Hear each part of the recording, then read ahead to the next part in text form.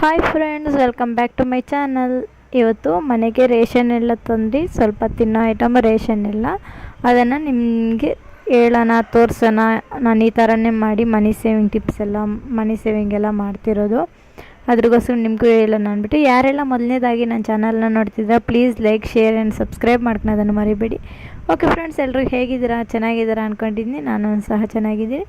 ಹಾಗೆ ಇವತ್ತು ಬಂದುಬಿಟ್ಟು ಶಯನ್ಗೆ ತಿನ್ನೋಕ್ಕೆ ಅಂದ್ಬಿಟ್ಟು ಬ್ರೆಡ್ಡು ಮತ್ತು ಆಯಿಲ್ಗೆ ಹಾಕ್ತಾರಲ್ಲ ಎಣ್ಣೆ, ಚಕ್ಲಿ, ನಿಪ್ಪಟ್ಟು ಈ ಥರ ಸ್ವಲ್ಪ ತೊಗೊಂಡ್ರೆ ತಿನ್ನೋ ಐಟಮ್ ಮಾತ್ರ.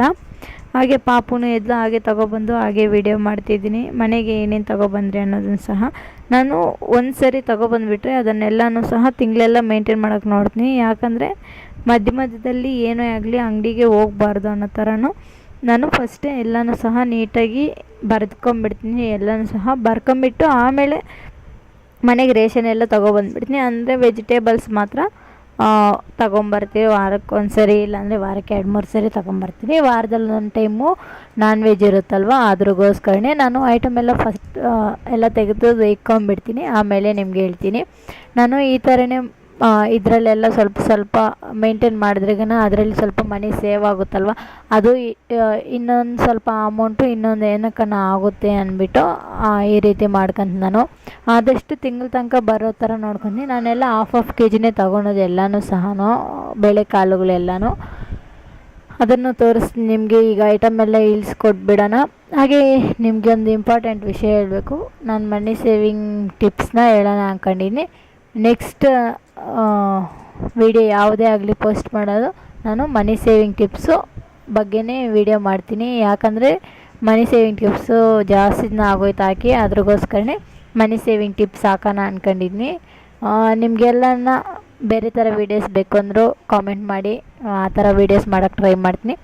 ಬಟ್ ನನಗೆ ಮನಿ ಸೇವಿಂಗ್ ಟಿಪ್ಸು ಯಾವಾಗಿಂದ ಮಾಡ್ತಿದ್ದೀನಿ ಅಂದರೆ ನಾನು ಅದನ್ನು ನೆಕ್ಸ್ಟ್ ವೀಡಿಯೋದಲ್ಲಿ ನಾನು ಯಾವ ರೀತಿ ಮನಿ ಸೇವಿಂಗ್ ಮಾಡಿದೆ, ಏನರಿಂದ ಮನಿ ಸೇವ್ ಮಾಡ್ತಿದ್ದೀನಿ ಅನ್ನೋದನ್ನೆಲ್ಲ ನಿಮಗೆ ಹೇಳ್ತೀನಿ.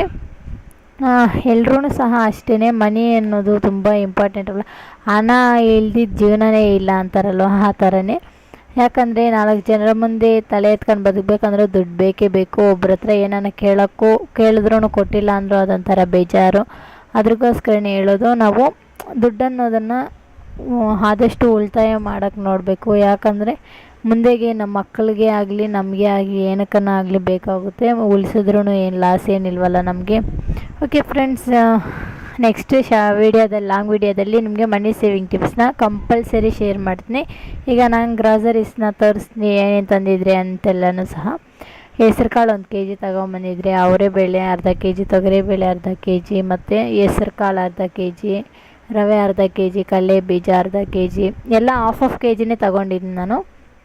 ಹೆಸರು ಬೇಳೆ ಮತ್ತು ವೈಟ್ ಕಡಲೆಕಾಳು ಬರ್ತಾವಲ್ಲ, ಅದರಲ್ಲಿ ಪಲ್ಯ ಥರ ಮಾಡೋಣ ಅಂದ್ಕೊಂಡಿದ್ನಿ. ಅದ್ರಗೋಸ್ಕರನೇ ತೊಗೊಂಡಿರೋದು. ಮತ್ತು ಪೂಜೆಗೆ ದೀಪಕ್ಕೆ ಎಣ್ಣೆ ಎಲ್ಲ ತೊಗೊಂಡಿದ್ದೆ, ಅವೆಲ್ಲ ಸಪ್ರೇಟಾಗಿ ಇಕ್ಕೊಂಬಿಡೋಣ ಮತ್ತೆ, ಅಂದರೆ ಹುಡ್ಕ್ಲಾಡೋಕ್ಕಾಗಲ್ಲ. ಅದ್ರಗೋಸ್ಕರನೇ ಶಾವಿಗೆ, ಕಸ್ತೂರಿ ಮೆಂತೆ ಮತ್ತು ಚಕ್ಕೆ, ಲವಂಗ, ಸಾಸಿವೆ ಅವೆಲ್ಲನೂ ಸಹ ಒಂದು ಸ್ವಲ್ಪ ಲೂಸ್ ಪ್ಯಾಕೆಟ್ ತೊಗೊಂಬಿಟ್ಟಿದ್ರಿ.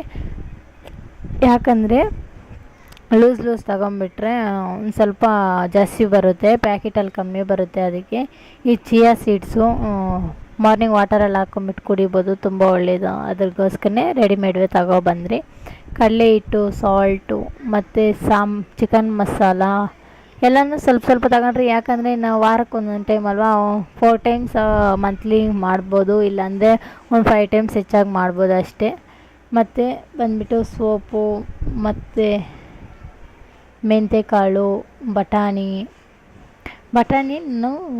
ಕಡಲೆಕಾಳು ಬಟಾಣಿ ಸಾಂಬಾರು ಚೆನ್ನಾಗಿರುತ್ತೆ ಅನ್ನೋಗೋಸ್ಕರನೇ ಅರ್ಧ ತರಿಸ್ತೀನಿ.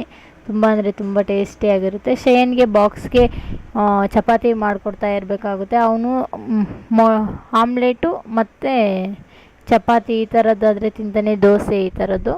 ಅದ್ರಗೋಸ್ಕರ ಅವನಿಗೆ ಅಂತಂದ್ಬಿಟ್ಟು ಅರ್ಧ ತರಿಸ್ದೆ. ಮತ್ತು ಪೇಸ್ಟು, ಏಲಕ್ಕಿ, ಬಾದಾಮಿ, ಅವನಿಗೆ ಸ್ವಲ್ಪ ಏನೂ ಇಲ್ಲ ಅಂದರೆ ತಿನ್ನೋಕ್ಕೆ ಅದನ್ನೇ ಬಿಚ್ಕೊಂಡು ಒಂದೊಂದೇ ತಿಂತಾ ಇರ್ತಾನೆ.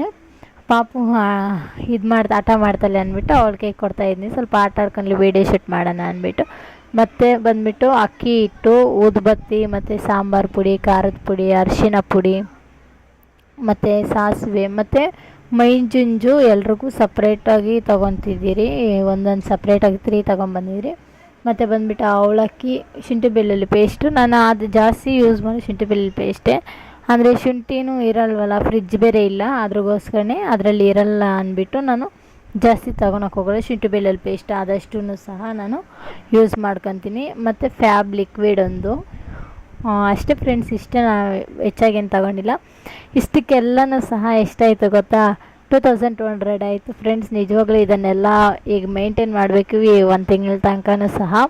ಇನ್ನು ನೆಕ್ಸ್ಟ್ ಮಂತ್ ಸ್ಯಾಲರಿ ಆಗೋ ತನಕ ಯೂಸ್ ಮಾಡಬೇಕು. ಓಕೆ ಫ್ರೆಂಡ್ಸ್, ಈ ವಿಡಿಯೋ ಯಾರಿಗಾನ ಇಷ್ಟ ಆಗಿದರೆ ಲೈಕ್, ಶೇರ್ ಆ್ಯಂಡ್ ಸಬ್ಸ್ಕ್ರೈಬ್ ಮಾಡ್ಕೊಳೋದನ್ನು ಮರಿಬೇಡಿ.